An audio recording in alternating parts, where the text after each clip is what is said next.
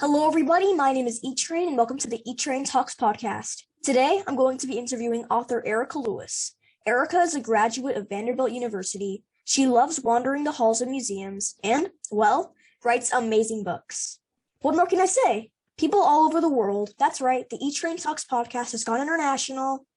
We are going to be interviewing someone in the same time zone as me. Finally! It's been so hard to schedule interviews when everybody's on the East Coast or Central Time, but she's in Pacific Time just like me.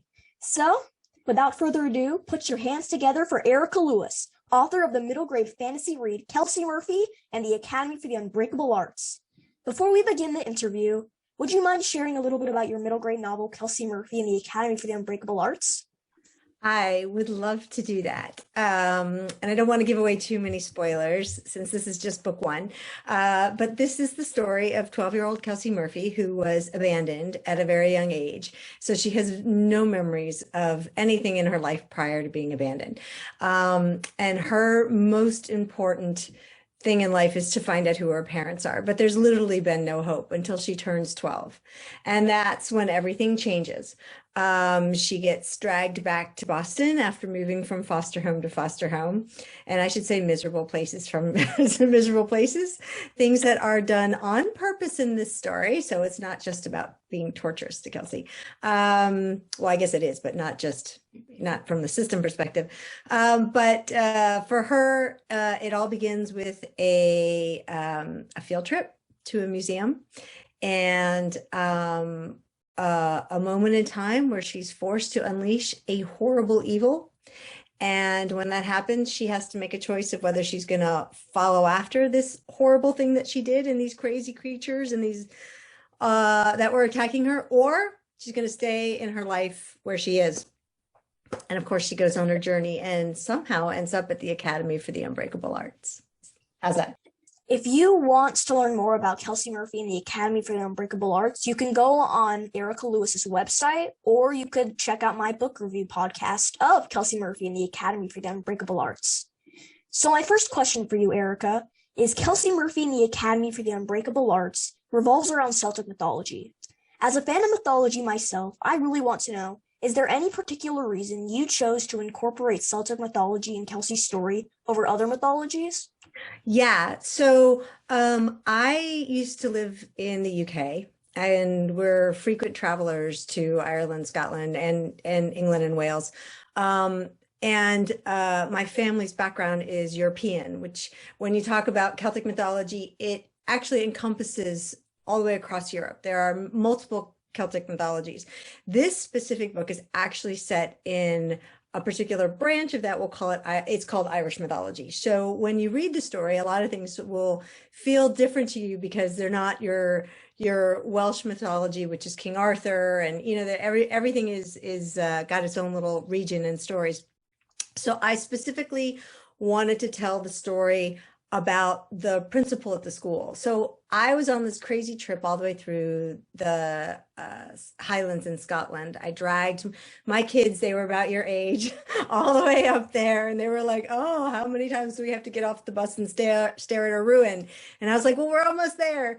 And we took a trip all the way to this place called the Isle of Skye, which is magical and full of fairy lore and all kinds of neat stuff. But what was there was Skyhawk's a real school. So the school, the Academy for the Unbreakable Arts, is based on a school called the Fortress of Shadows, which actually existed. And it is a school run by the same principal who runs the school. We call her a preceptor in the book.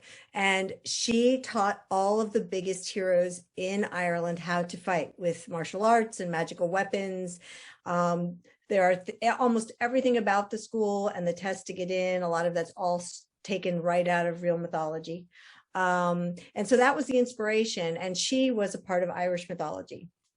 And so when I was building the school, I wanted to really dip into as much of that as I could. Same with the evil object that is released and the evil person, villain, so to speak, in the story is also out of Irish mythology. But then, of course, I dump everything in on top of that too. So So there's my long-winded answer to your question.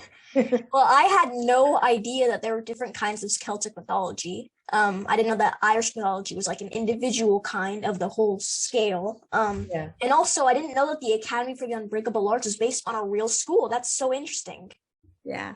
So I'm so glad that you've set the stage for a possible Kelcie Murphy series. Do you plan on making Kelcie Murphy in the Academy for the Unbreakable Arts a lengthy series like the Percy Jackson mythological universe? Ideally, right now this series is 3 books. So the Kelcie's story and about the war that's going on at the moment, everything going on at the moment, will hopefully I can finish it in 3 books because that's what we planned on. You never know. Sometimes I get a little long-winded and there may be 4, but it's planned for 3 books right now. And then, yeah, it'd be great to spin it off to do other stories of actually about other characters in the universe and other kinds of shifters like cats and, you know, some things that are in the story that don't get as much spotlight right now. This is just an idea, but I think it would be cool if like you had a character like Kelcie Murphy on the winter side of the whole war. I think that would be a cool one. Yeah, that would be. No spoilers, but book 2 is coming. Okay. I'm thrilled to hear that because I'd love to learn about Kelcie's years 2, 3, and beyond at the Academy for the Unbreakable Arts. Now, my next question is Kelcie Murphy is a strong, stubborn, and resilient female protagonist. Where did you get the idea for her personality? You know, part of it came from circumstances. For me, when I'm creating a character, and especially one that's going to go to a military magic school, you have to be a little bit tough just to get through something that's physically challenging and people constantly coming at you. But more so than that, I felt like her life had been so hard, and that was the backstory that I really wanted for this character, that when you pick her up so many years later, she felt like she needed to have a really thick skin because she moved around a lot. She never had any money. She was constantly, you know, looking to just be able to eat every day and have enough to get by and get through this kind of her existence. And so by the time we meet her, she's had a hard time making friends because they never stick. And she's tough. She's tough because she feels like no matter what, the outside world is not going to accept her the way she is. So she's just kind of plowing forward until she can, till she can grow up in many ways. So when she gets to the Academy for the Unbreakable Arts, it felt like, you know, that was her opportunity for character growth too. So you take this really tough kid and yeah, you put her into a school where she's got to become even tougher, as do all the other kids in the school. But she also becomes softer and more trusting and opens herself up, which I thought was a really fun aspect of her to play with all the way through. Yeah, she's one of my favorite female protagonists because she develops so much over the story. At the start, she's tough. She doesn't really have much going for her, but at the Academy for the Unbreakable Arts, she becomes a better person and she just kind of finds herself. Yeah, because she has to figure out how to be a better friend. She just doesn't know how to do it, you know? And I think for a lot of kids, when they've been moved around a lot from school to school, you know, if your parents are in the military, you know, I think you know, my husband always talks about how he always felt like an outsider because he was always moved from different schools. And I think that's something that a lot of kids have to figure out how to do, to talk to each other. Plus, with all the social media these days and being online, people hardly have these face-to-face conversations anymore. So yeah, I think it's all a bit of a struggle for some of us. So did you get any inspiration from other books you've read in the past that led to your debut middle grade book? You know, there's a lot of things that I took inspiration from. It's hard not to, in the sense that, you know, you fall in love with something. And it's funny to me because a lot of people compare Kelcie a lot to Harry Potter and that magic school. But when you get into the story, especially beyond book 1, the story is really about these 2 continents at war. And it's more about, if I had to compare it to something and take inspiration, I would say Avatar: The Last Airbender, the animated series, probably more than the idea of a singular book. I mean, I took inspiration in my writing journey from Rick Riordan. I mean, all of his, I just think he's amazing. I took inspiration from Peter Larangis, who is also amazing. DJ McHale. I mean, I can name so many of them, from Kate O'Hearn, who did the Pegasus series. I love her stories. Shannon Messenger and well, I always say the name of that book on Keeper of the Lost Cities. Those stories, but from the kind of journey, I would say the story I wanted to tell, I wanted it to be more of a Lord of the Rings, Avatar: The Last Airbender, big epic battle fight. Well, I'm looking forward to the next 2 books in the series, because we haven't really had the winter versus summer battle yet, and I'm just anticipating that huge battle. Excellent. So, Kelcie Murphy in the Academy for the Unbreakable Arts is your middle grade book debut. Woo! Yay! What was the most challenging part of writing for that age group? I think brevity, trying to not make the books too long, especially in the first books. I tend to like to make sure every character introduced has some kind of storyline. And there are a lot of characters in this book, and you can't always fulfill that, but especially with the 4 main ones, all of them have their own backstory. And sometimes, especially on your first middle grade, they want you to keep it a certain page length, a certain word count, which is a page length. So I have a feeling the next couple of books will be a little longer. Hopefully everybody will be good with that. But it is definitely, that was probably the hardest part. And I wanted to make sure that the voice of the kids was true to their ages. I think that when you're writing a 12-year-old kid, they're 6th grade potentially, usually. And so for me, I have kids in the house. I know what that feels, and I can use all their friends as inspiration and sort of where they are at that. But I'm also writing for an 8 and up reader. So there's sort of that balance between the two, because 12-year-olds, they're almost adults, you know what I mean? By 13 in our world, you're considered an adult in most religions these days. So yeah, it's that balance that was probably the trickiest thing, and not getting too adult. So here's a question I often ask my guests. Was there someone who inspired you to work in the book industry, a teacher, a parent, author, or role model?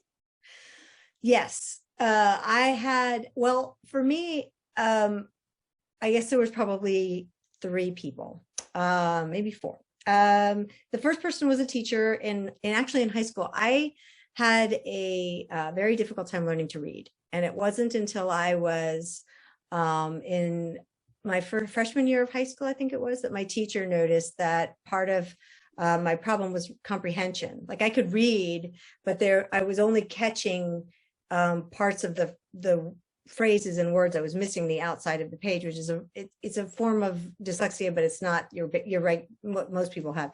And so I had to retrain my eyes and retrain the way I was reading. And I don't know that I could be a writer without him. His name was Mr. Cannon. He was amazing. And then when I was working in the television industry for quite some time, my job was to give notes on everybody else's stories, and as a creative exec, and my job was to make sure that all of the pieces of the train of making the TV shows, scripted TV shows, were moving the train on time. And I ended up working with I ended up working with people like Stanley. Yeah. And I remember we were working on an idea that was one of my original ideas. And he was like, you should really write this. You should really write this. And I was like, I don't know if I can do that. And so people like that, I was very fortunate to have a good 15 plus years working on stuff like that, working in the Marvel universe a little bit, working with Michael Uslan on the Batman side of things, and just in terms of the executive creative side. And so when I wanted to start to learn to tell my own stories, I reached out to all of them and was like, how do I do this? And I remember Michael showing me how to do a comic with the panels, because I also write comics and graphic novels. And then when I wanted to start working on prose, I talked to a friend of mine named DJ McHale and another author named R.A. Salvatore, who actually, he and I co-authored a YA novel called The Color of Dragons together. So they were probably my two biggest mentors in reading my prose and deciding whether it was ready or not to go out to agents, kind of thing.